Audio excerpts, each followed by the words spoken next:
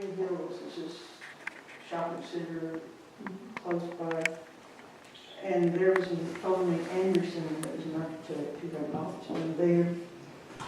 And so the others had been recommended to me, but they all didn't want to do it. And I didn't know anything about him, but as I say, his name was at the top of the list, but it started with an A. And so about 8 o'clock Monday morning, I called. I thought, well, maybe I'll get a secretary. And but he answered the phone. And so I told him that I was looking for somebody to have a studio. And I said, you think you might do that sort of thing? And he said, yes. And I just about fainted. Everybody else had said no. And I didn't know anything about him, but he turned out to be very, very nice. And he was actually the brother of a girl I know in high school. And I was telling a story to somebody that he had designed something for her, and she said, well, they had investigated architects and spent a lot of time in front of them. They had chosen him. And she said, the angels must have been on my side when I just sort of blundered into him. But he was, he's really well known for building houses on top of ridges. That's sort of his specialty, I guess, or houses in general. But they said he would do small jobs and even closets. And I thought, closet? Lots of people in closets. But anyway, he was really very nice to me. I was not in very good shape at the time, and so he was very nice to me. And we went through a lot of ideas and all this stuff, and I started off by insulting him because he drew something in. And I just thought, that is a terrible drawing. I mean, the building wasn't so bad, I guess, but I thought, well, that's the ugliest drawing I've ever seen. And so, but anyway, he survived that. He survived your critique. Kind of managed to, finally, we managed to do something. And so I guess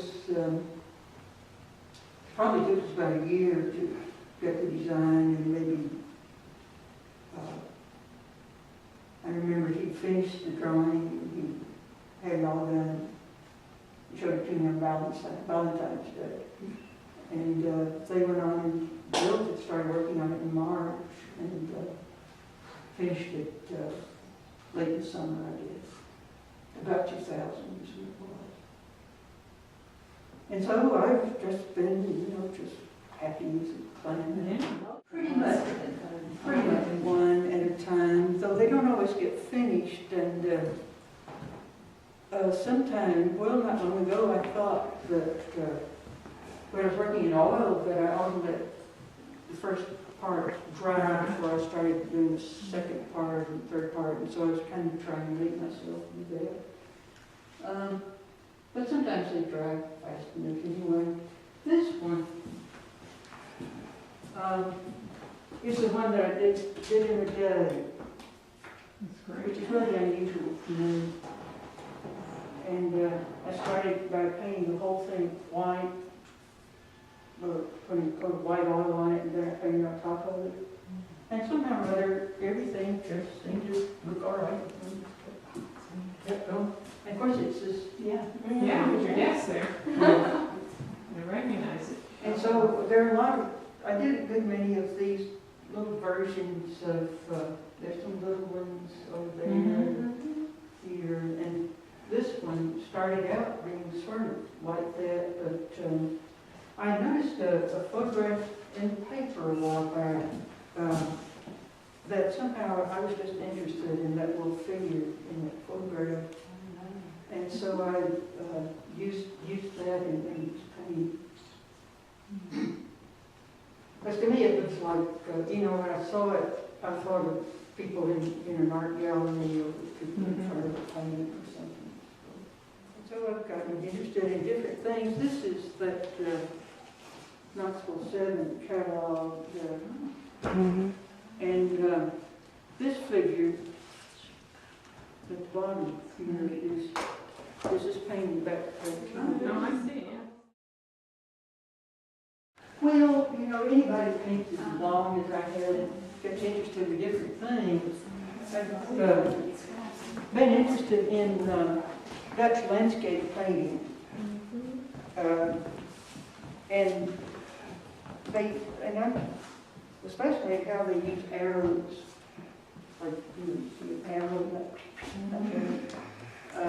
and they do a lot of other things. But these tulip paintings are based on that landscape. You see, Yes, Oh, yeah. You get inspired by a lot of different things, yes. Except that it's all kind of the same somehow, and can't bear away from it, I guess. So do you prefer painting realistic things or abstract, or it just depends the day? And I usually think everything is something, and not everybody can tell what it is. Like that big red one over there, yeah. it leaves, you know, looking up at a tree. Oh, there's a trail going up to the chimneys, and after about a mile from the road, you pass this big waterfall. And so those are things from those photographs. Since I got a computer, I've been able to blow them up more, Great. you know, get pieces of them and things. And one of the funny things about it is the way he did his feet. I had a friend named Geneva, and Geneva and I thought this was so funny. When Doug sat down, he always did, Yeah. you know, his feet were together more. But anyway, I guess his legs are more together, but his feet are not. But anyway, we used to joke about these. On the table are just more photographs of some tulips, photographs of tulips that I took in the garden different times. And there's one little painting that is a different kind of composition. And the big one over there, it's in 1969, but one summer I did a lot of acrylic paintings outside. I unrolled this canvas on the ground and sort of pour it on and brush it on. And I did these big things that are supposed to be on the flower They look like garden, poppies. your own garden. Not very much. It's kind of unusual. It would be nice to. I keep thinking, but it's very difficult. I mean, it's hard to do it, but it's hard to Get everything there. at the right time, and everything keeps changing. You know. I tried it a time or two this summer, but if I take a little canvas out, I could probably have better luck. I took a big one out, and it's sort of a disaster. Because, you know, when it's so big, it takes longer, and by the time I just sometimes I wonder why I like things, and I remember going through the Metropolitan the last time I was there, and I was just going around saying, I wonder why I like some things and not other things. Because I think people don't know why they like things. You know, all like this, but we don't like that. I thought, well, everything here must be a masterpiece, it's supposed to be, but I don't. I think everybody somehow likes something. But anyway, I liked that painting, and really got fascinated by it. I was just sort of, it was like a disease. I just so fascinated with that composition. And the deer come into the yard sometimes, and I had a couple of photographs that I made of deer, and there were, you know, sometimes there were little ones. And so the deer down here are from these photographs. But I was so fascinated just with the composition and the little dots, the little bits of light and places and how the whole thing works in so many ways. And It's intriguing because the first thing you see is the trees and it looks old master, and then you see some of the other parts and it's like, well, what's this all about? what fascinated me was this circle. Oh, yeah. It cuts off, Yeah. and then this circle's over here. And it fades away in places, and it kind of fades away here. If you come down through here, there's that little spot, and there's another little spot, and there's a little spot down here. And I don't know, the whole thing just, I can't, I look at it and I think, how did he do that? Just, it's not so hard to copy one, but to do it, the first one. Do you show any of your work anymore in shows, or is it in a gallery anywhere? Oh, I haven't, not connected with the gallery. I did have an agent, but I wondered after a couple of years why she wasn't selling anything. I thought, oh, they must really hate these things. And it turned out she had sort of retired. She wasn't doing anything. And she was working for a gallery that was owned by some friends of hers. But, she wasn't doing anything with mine. And once in a while I still think about that because she has some of my paintings and she just... You guys getting back? Yeah. That painting, that frame that I was talking about doing in a day was in a show a couple of years ago and won a prize. It was just sort of fun. The local, it's a Nashville, Tennessee Art Week show that's here in Nashville.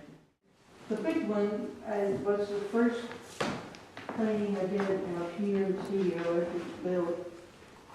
And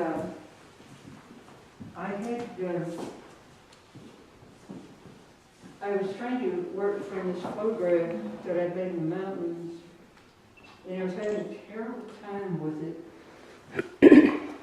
And somebody gave me this little card, and it solved my problem. Because of the shapes and So how much time have you spent painting? Well, it varies. I don't paint every day because, I have to do the grocery shopping and all that stuff you have to do. Life gets in the Like way. the tracks and, Laundry, other things. so I go get the bird seed and, there's just all the stuff you have to do. And I think I would like to paint every day, but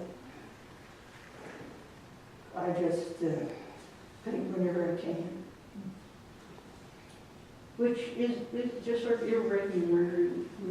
Sometimes it's every day and sometimes it's like once a week. And Now, is that always your practice, or did you paint more when you were younger? no, I don't think so. When I was teaching, I painted in the studio where the students were. And a lot of times I would just paint while they were painting. I found that I harassed them less if I would do something like Stop critiquing. if you're not painting, you're going around saying, well, I do it this way. you ought to do this and you ought to do that. And they just want to do what they want to do. So I thought, well, and sometimes, you think if you make suggestions, you're going to do it better. But my students tend to do it worse. I thought I need to leave these people alone. Well, you learned a lesson there. So anyway, a lot of times I would paint while they were painting there. And, when they were gone too, so. Do you have a top 2 or 3 teachers or influences or art movement that were formative for you with Elvis and all? Well, I was quite close to Togner when I was a student. But there are, very well-known people like, de Kooning was very well-known when I was in the 50s. And I was very inspired by de Kooning.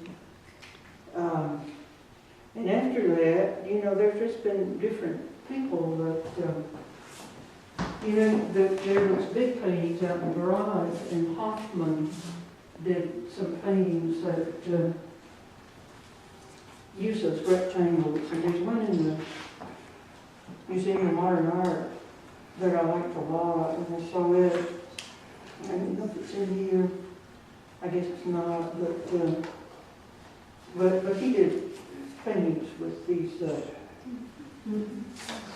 far-fetched, but with using these rectangles, and that gave me kind of the idea of some things that I would try. You might have to go out there and, Suzanne is another one that I really have tried to study Cezanne, now we have all these wonderful big books. Yeah. When I was a student, we had those little bitty books. We didn't have any slides, except black and white. I mean, it's hard to believe now, but the books were about this size. I took them back to the little teensy books. They've just made a lot of progress.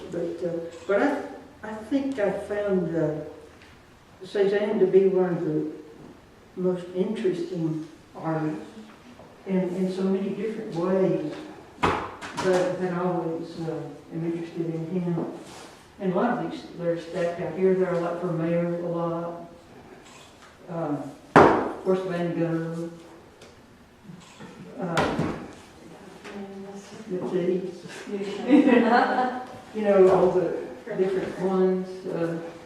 Here's this little tuning book that is very, very nice. And Philip Guston was another one. Philip Guston. I was reading not long ago, and I had seen his paintings, and I always thought of them as being like landscapes. To me, they look like landscapes. And this one is one of my favorite ones. To me, they look like sort of mountainsides or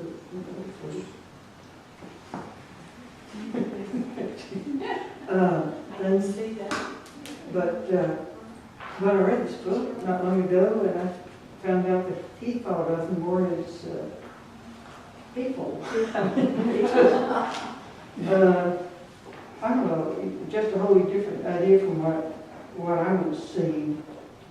And after he did a lot of these, he started painting Ku Klux Klansmen. Have you seen those?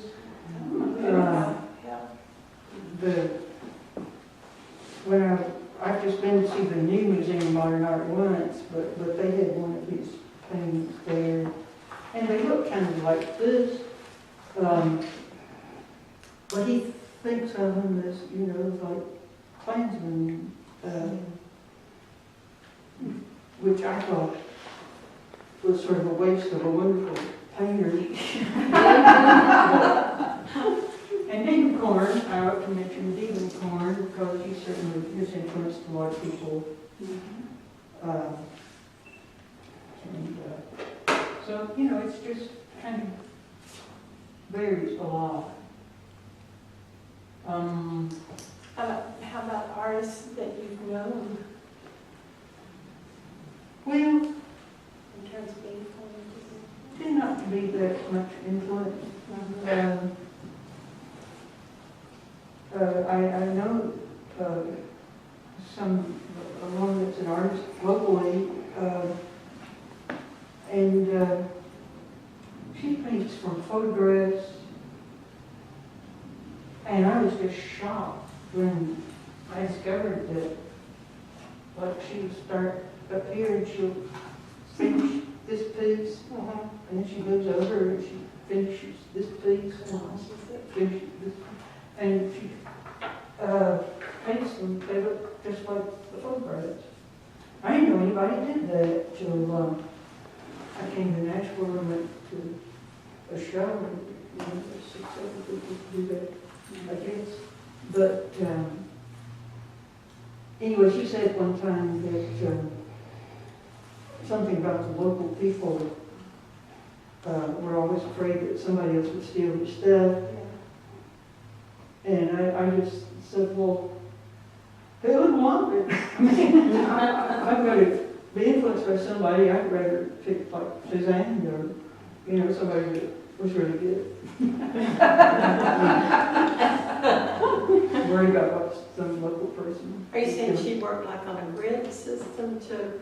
She divided it, and